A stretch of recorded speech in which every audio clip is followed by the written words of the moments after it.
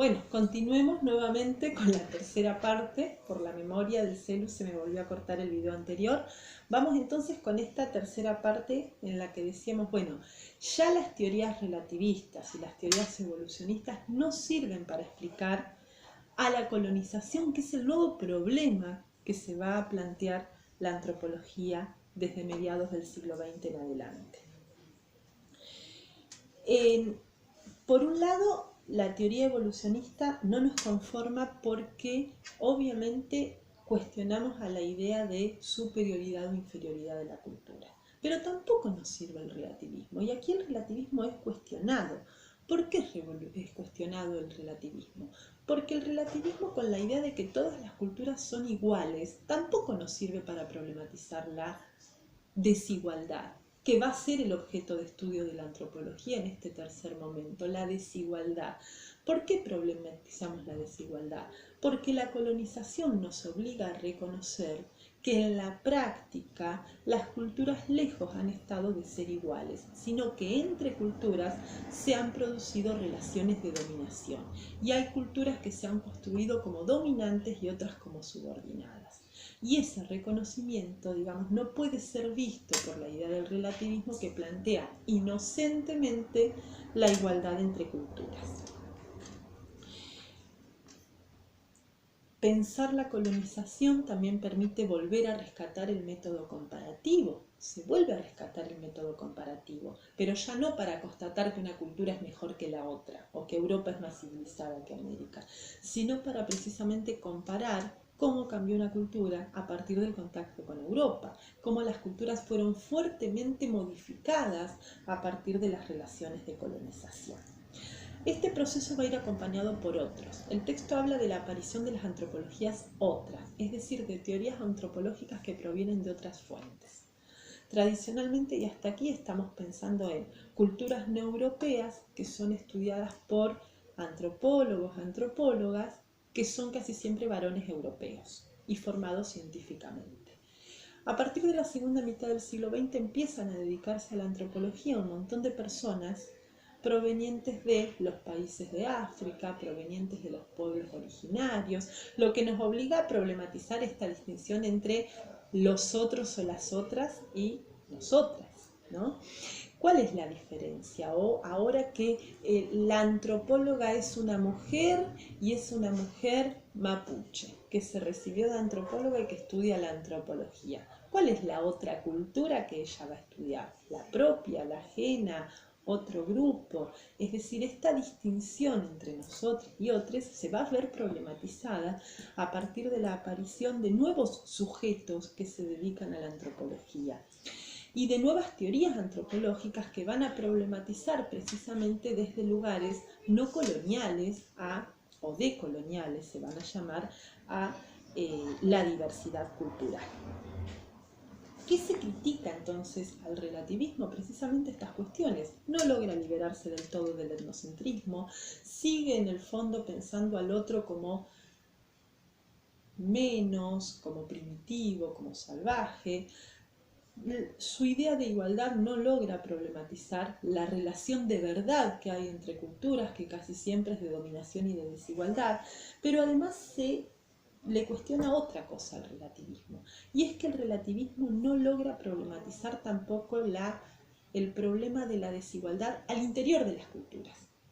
Ahora que empezamos a mirar la desigualdad y que empezamos a mirar la colonización, tenemos también que problematizar las relaciones de dominación que se dan al interior de las culturas. Es decir, las relaciones de poder y de dominación no solamente se dan entre culturas, no solamente hay relaciones de poder entre las culturas de los pueblos originarios y las culturas europeas.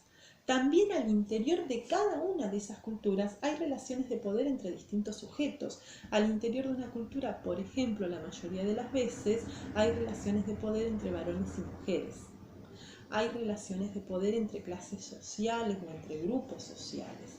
Y esas relaciones de poder que se dan al interior de las culturas también tienen que ser problematizadas si queremos estudiar a las culturas. Si no, tenemos una imagen de las culturas relativista, como si la cultura fuera un todo homogéneo, y además en nombre del relativismo no logramos problematizar la vulneración de derechos, si se quiere. Es decir, si yo me paro en la teoría relativista y defiendo a rajatabla la teoría relativista, por ejemplo, hay ciertas prácticas culturales que no debería cuestionar porque tengo que pensar que no son ni mejores ni peores que las propias y que por lo tanto, si en el marco de esa cultura está bien esa práctica, yo debo defenderla o por lo menos no debo meterme. Por ejemplo, si al interior de una cultura se le practica la ablación del clítoris a una niña, yo no debo meterme porque son las pautas culturales de esa cultura. Esto es lo que diría el relativismo, pero si yo miro desde el problema de la desigualdad y digo, ¿y por qué no pensar que al interior de esa cultura hay también relaciones de desigualdad? Y que por lo tanto hay grupos sociales que se imponen y que dominan a otros, y en el marco de esa dominación es que se imponen esas prácticas que son claramente y extremadamente injustas y que tienen que ser problematizadas. Pero no desde la lógica de que la sociedad civilizada europea va a problematizar esa cultura que es primitiva, sino desde la lógica de que hay una relación de desigualdad también al interior de esa cultura que merece ser problematizada y que también otras culturas tienen sus propias relaciones de desigualdad. Pensemos entonces en este tercer momento. Tenemos contexto histórico posterior a la Segunda Guerra Mundial, todo lo que dijimos. Nuevo objeto de estudio, la desigualdad. Nuevas teorías, marxistas sobre todo, y nuevos métodos de estudios. ¿Qué pasa con la observación participante? Se va a seguir usando en este tercer momento. Se sigue pensando y ejerciendo la antropología, la observación participante. Pero, y esto lo vamos a ver también en clases que siguen, la observación participante heredada de Malinowski ya no nos sirven, sino que van a aparecer nuevas teorías que piensan la observación participante. Esas teorías son básicamente las teorías interpretativistas, que piensan que las culturas son textos y que por lo tanto las personas que vivimos en esa cultura estamos todo el tiempo interpretando esos textos sin que nadie nos necesite decir cómo hacerlo, ¿sí? Entonces las corrientes interpretativas van a pensar a las culturas en analogía o en comparación a cómo hacemos cuando leemos un texto. Por lo tanto, se abandona la pretensión que tenía Malinowski de elaborar un relato científico total y completo de la teoría que quería estudiar, ¿sí? Porque cuando yo leo un texto, yo puedo interpretar el texto de una manera y otra persona puede interpretarlo de otra. Entonces hay muchas interpretaciones posibles de un mismo texto que es la cultura, y ninguna de ellas necesariamente es más válida que la otra. Por supuesto, esto no significa que cualquier interpretación sea válida, pero sí significa que más de una interpretación es posible y que por lo tanto el antropólogo no puede pretender o la antropóloga no puede pretender elaborar un relato que sea la única verdad sobre esa cultura. Si estamos problematizando relaciones de poder al interior de las culturas, tenemos que pensar también que entonces sobre esa misma cultura no nos van a dar la misma mirada los varones que las mujeres, no nos va a dar la misma mirada un obrero que un dirigente político, no va a tener la misma mirada sobre esa cultura una persona pequeña que una persona de la tercera edad, porque las relaciones de poder y los complejos vínculos que se establecen al interior de las culturas hacen que las personas que vivan en ellas tengan también diferentes miradas sobre esas culturas. Entonces la antropología lo que hace es como una lectura de un texto de segundo orden, porque lo que hace la antropología es interpretar lo que las personas interpretan sobre lo que viven. Y la antropología también va a proponer en esta etapa una técnica particular muy importante que nosotros vamos a desarrollar más adelante, que es la técnica del extrañamiento, que a nosotras nos va a interesar mucho porque ustedes a lo largo de la carrera, en su formación docente y cuando estén recibidas también, difícilmente vayan a hacer un estudio antropológico a una cultura remota o distante. No estamos estudiando antropología, por lo tanto no nos vamos a dedicar a este trabajo, pero sí se van a dedicar a estudiar una institución con técnicas de la antropología, una institución de la que formamos parte, que es la escuela. Y precisamente aquí lo que aparece es esto. Yo recién decía, bueno, se corre la distinción entre el nosotros y los otros. Por lo tanto empiezan a aparecer antropólogos y antropólogas de diversos orígenes, pero además la antropología va a comenzar a estudiar también instituciones o pautas culturales de la propia cultura. Es decir, yo también no solamente puedo estudiar antropológicamente como hizo Malinowski las Islas Trobriand, puedo también estudiar antropológicamente las instituciones de la cultura de la que yo formo parte. Puedo también ejercer observación participante en las instituciones en las que yo vivo, la familia, la escuela, los medios de comunicación. Pero en este trabajo, entonces, voy a tener que hacer un trabajo particular, porque la observación participante clásica no me va a servir. Voy a tener que hacer otro tipo de observación participante, porque yo voy a tener que tratar de desnaturalizar y de desarmar lo que me resulta cotidiano. Pensemos en la escuela. ¿Cómo miraría una antropóloga o una antropóloga a la escuela si nosotras quisiéramos pensar prácticas escolares en forma antropológica? Por ejemplo, si yo ahora hago esto, casi todas las que están del otro lado, casi todos, interpretarían enseguida qué es lo que yo quiero con ese gesto.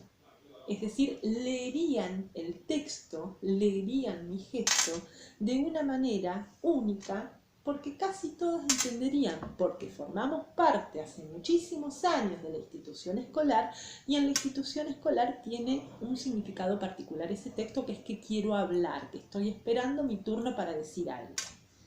¿Qué pasaría si a ese gesto lo ve un extraterrestre, lo ve alguien que viene de otro lado?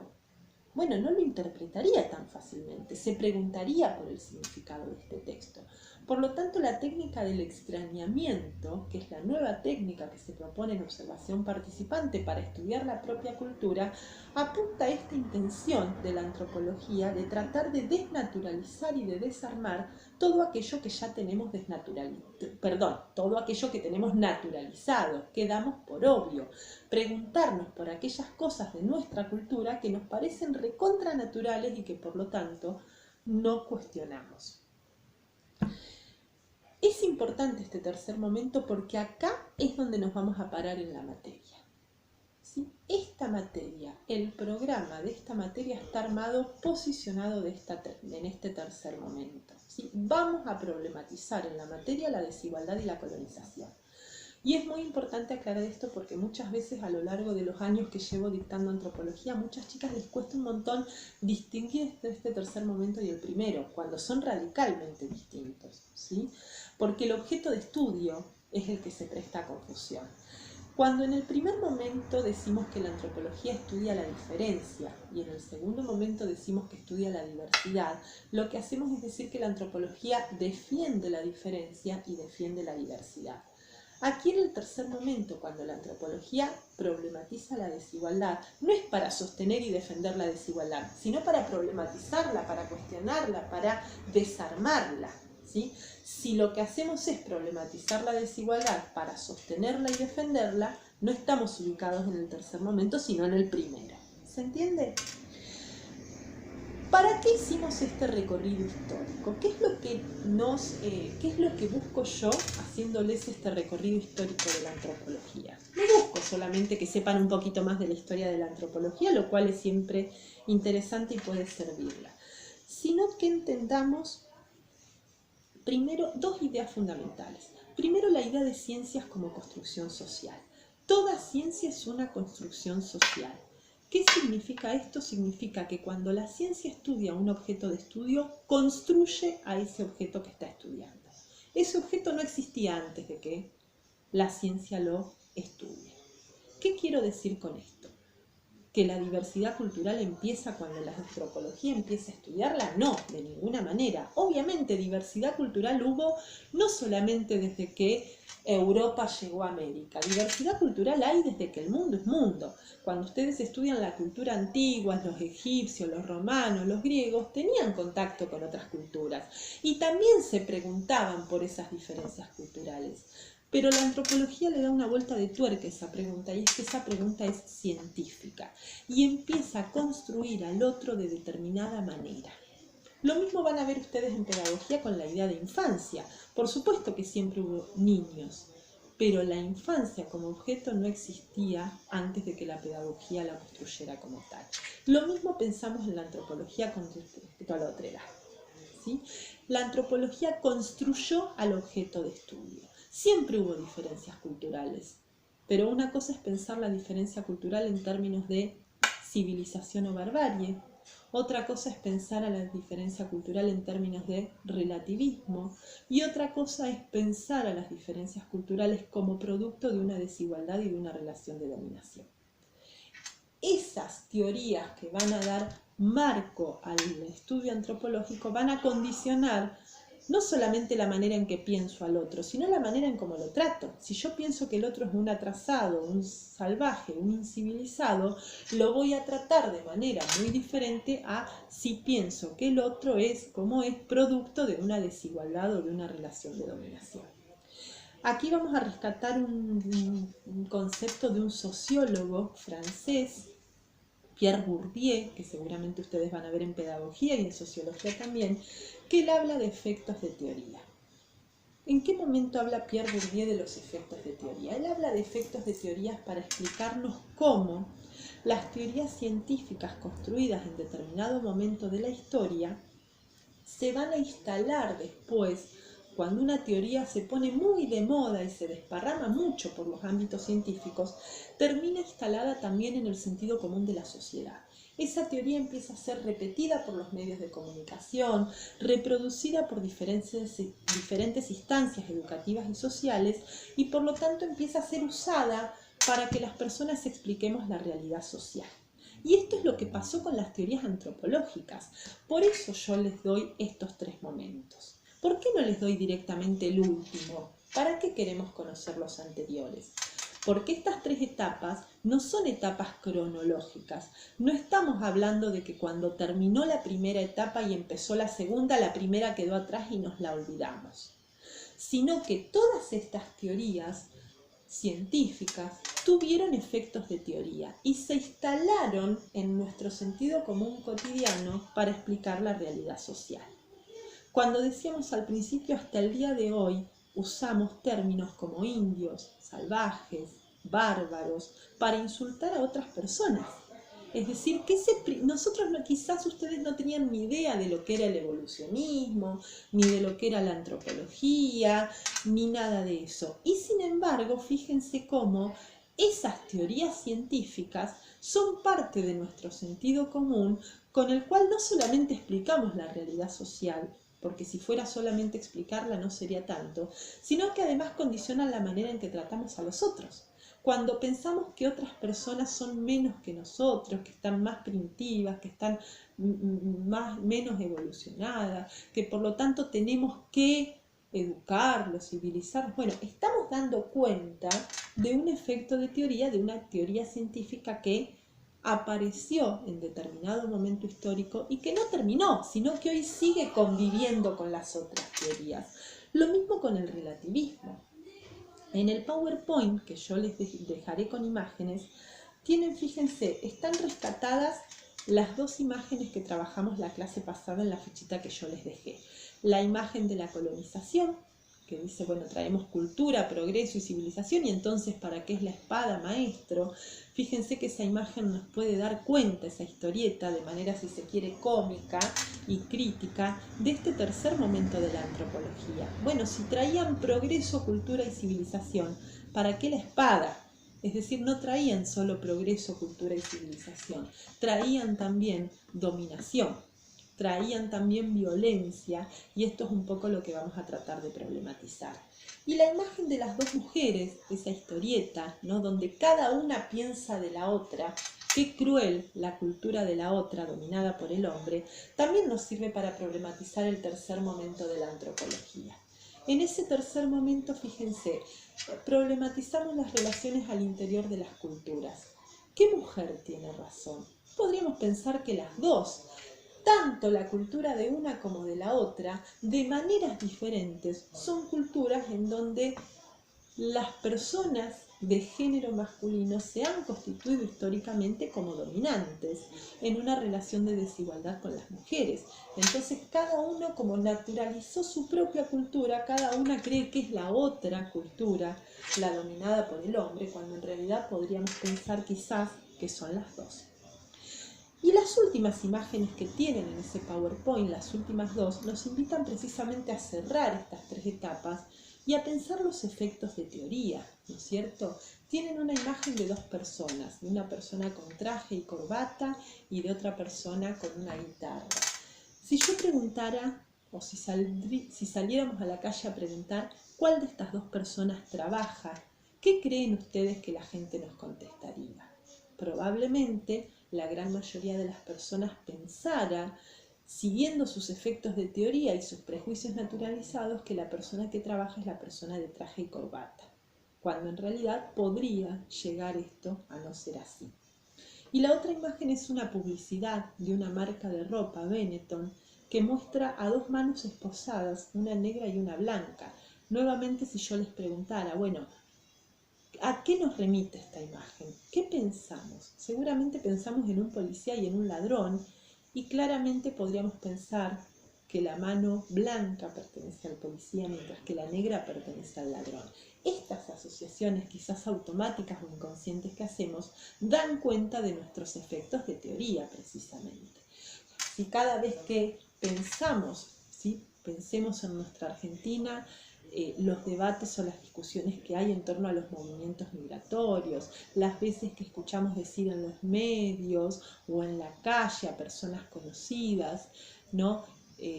Un montón de opiniones prejuiciosas o racistas vinculadas a las personas inmigrantes de origen chileno o de origen boliviano. Y esos mismos comentarios quizás no se escuchan de personas inmigrantes provenientes de países como Italia o España. Claramente de lo que estamos dando cuenta aquí es de los efectos de teoría que ha tenido sobre todo el primer momento de la antropología en nuestro sentido común. Bueno, por aquí vamos llegando al final. Les pido entonces que para la clase que viene lean bien esta ficha de cátedra y marquen lo relevante, marquen lo importante. Repito, la importancia de que les queden muy claros estos conceptos y por eso la intención de dárselos por escrito y explicárselos también por este medio. Alguna actividad seguramente vamos a tener sobre estas cuestiones cuando se nos habilite el aula virtual. Mientras tanto, lo que les voy a pedir, que también les voy a compartir, es que lean para la próxima clase, digamos, que seguramente va a ser en estos días. Recuerden que nosotros hubiéramos tenido clases el martes que viene, que va a ser feriado por el 24 de marzo, que lean un texto. Precisamente en las clases que siguen vamos a problematizar el objeto y el método de estudio, ¿sí? Decimos, bueno, ubicados en esta tercera etapa, ¿qué tenemos que problematizar? La desigualdad entre culturas, la dominación, la colonización aquí en América. Vamos a leer entonces textos que nos van a permitir problematizar la colonización. Y para empezar a problematizar la colonización, les voy a pedir que lean un texto de Bernardo Wexler que les voy a compartir en el grupo de Facebook. Y después, en una segunda parte de la unidad 1, más adelante, vamos a problematizar el método, la observación participante. Y con esto vamos a terminar la unidad 1 del programa de antropología. Pero por lo pronto, entonces, tarea que tienen ahora en estos días es estar atentas a la creación del aula virtual para poder realizar por allí las actividades que les voy a pedir y leer tanto esta ficha de cátedra como el texto de Bernardo Wexler, que en breve les voy a compartir. Bueno, saludos y muchas gracias por la paciencia.